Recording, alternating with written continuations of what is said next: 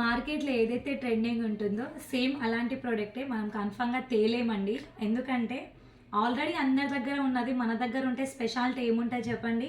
అందుకే నేను ఇప్పుడు కొత్తగా మీకోసం అదే బ్రష్ ప్రింట్‌లో మంచి క్వాలిటీలో మంచి హ్యాండ్ వర్క్‌తో తీసుకొచ్చేసాము.